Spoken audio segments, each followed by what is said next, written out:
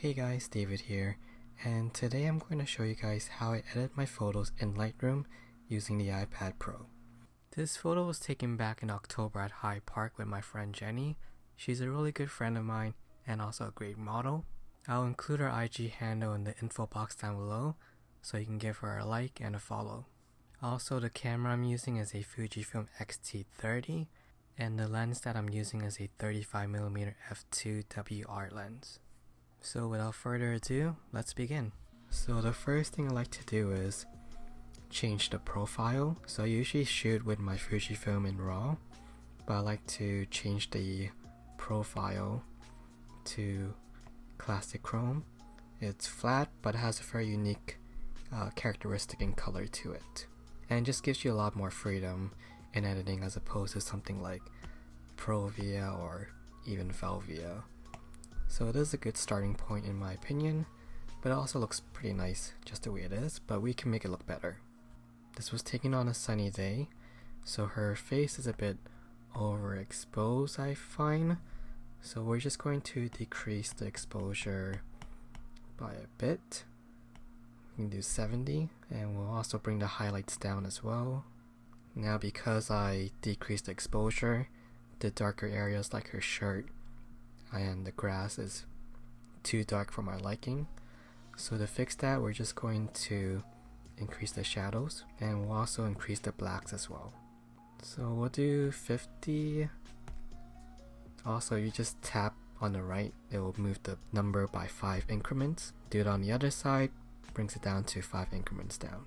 You can always go back and fine tune and adjust these numbers based on your liking. So let's look at the before and the after. So it's looking good so far, and now we can move on to the next tab, which is the color. So if you move this to the right, it becomes warmer. You move it to the left, it becomes cooler. I'm gonna make it a little bit cooler. Yeah, this will do for now. I'll probably go back to it later. We'll also increase the vibrance to give it a bit more pop, as well as the saturation. Looks a bit too green, but we can fix that on to the next step. If we click here, there's your color mix. So this is probably one of my favorite tools, very customizable. It basically changes that particular color.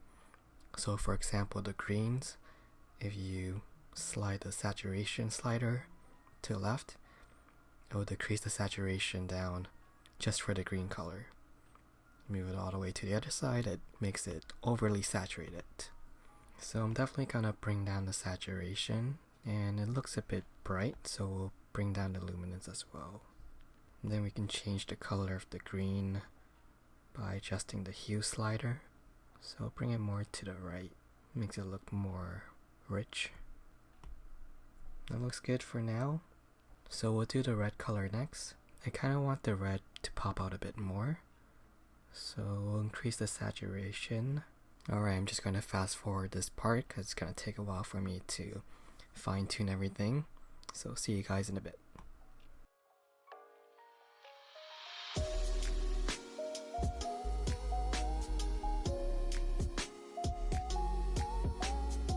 The next thing we'll do is go into the detail tab. So with Fujifilm cameras, there's a known issue called wormy artifacts. I don't want to go into too much detail on it, but pretty much you just want to decrease the sharpening by a bit and bring the detail all the way down. And then we're going to do masking, which is probably one of the most important tool.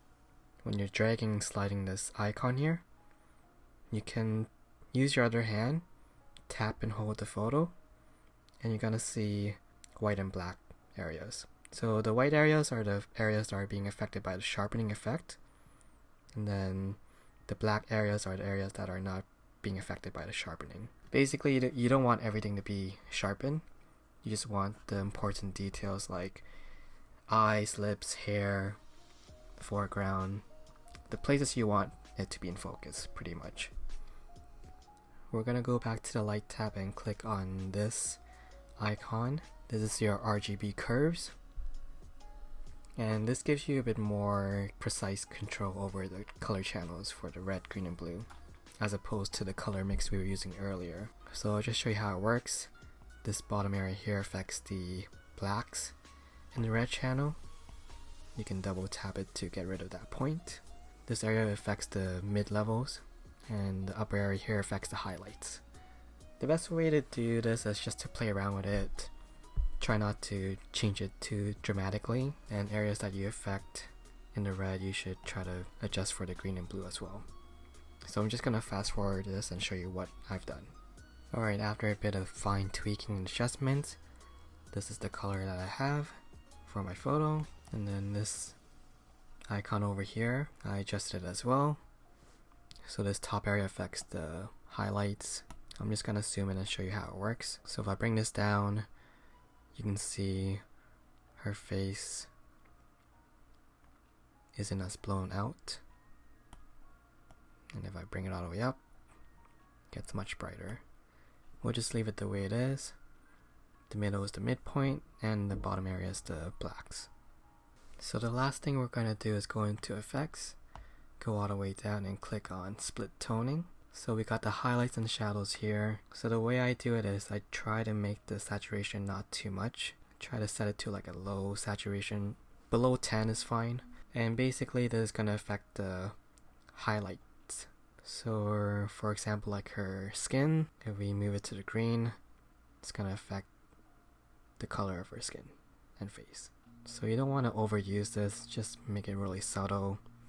Give it that characteristic and mood to the photo.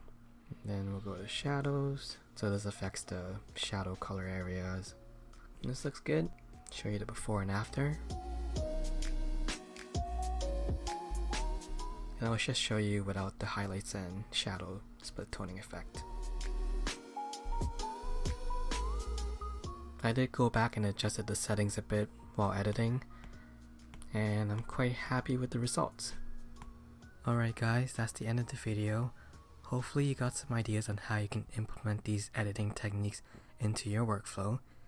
If you have any questions or ideas on what video I should make next, let me know in the comments down below. Thank you guys so much for watching, and I'll see you guys next time.